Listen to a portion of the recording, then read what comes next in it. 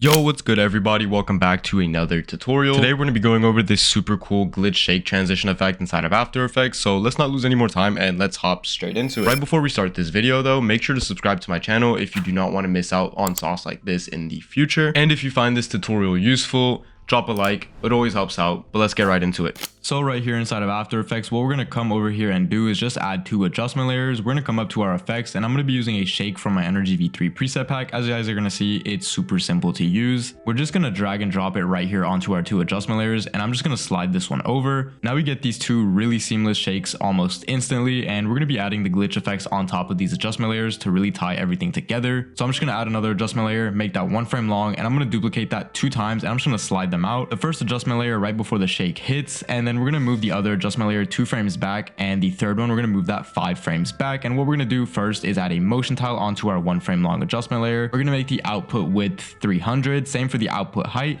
and we're going to mirror the edges. And then we're going to add an effect called wave warp, and what we're going to do inside of wave warp is make the direction 0 first of all, and make the wave type smooth noise. And then we're going to make the wave height something like 500, and we're going to make the wave width something like 1250. Next, what we're going to do is duplicate that, and what we're going to do is make the wave height just noise, and we're going to crank that all the way down to something like 25. And for the wave width, we're going to make that something like 1K. So now we're getting this kind of effect. It looks super cool, and you can just kind of tweak the settings to your liking, but I think like this is pretty cool. And what I'm going to do now is just close all of the effects. I'm going to search up exposure, and I'm going to crank up the exposure to something like 1.43.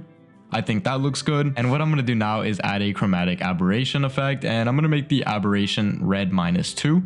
And I'm going to make the fall off distance 17. I think that's pretty much the sweet spot. That's what looks best. And now we're getting this super cool effect, and we're just going to basically copy and paste this onto the other adjustment layers. We're going to go ahead and delete the motion tile that we added on, because now we have 2 weird duplicates on the other adjustment layers. We don't need that anymore. So I'm just going to come up to Energy V3 and open up framers, and I'm going to apply framer 2. And basically what a framer is a sort of like before transition, before the actual transition hits. It just makes the impact hit 2 times harder. It looks like this. It looks super fire. And yeah, you can play around with the wave warp, but I think it looks just fine like this. And as you can see with this framer, it just spices it up 10 times more. The impact goes crazy. And now for the last adjustment layer right here, what I'm going to do is untoggle the first wave warp, and I'm going to mess around with the exposure. We're going to come over here and make the exposure something like 2.45 to kind of get an exaggerated look. And that's basically it. We have the full effect. And if I were to just play that through, it looks absolutely beautiful. And I think that framer just adds the extra bit of sauce that it needed to look even better and complete. So if you guys enjoyed this tutorial and learned something new, do not forget to leave a like and comment. It really helps support the channel, and comment what you want to see next. Peace.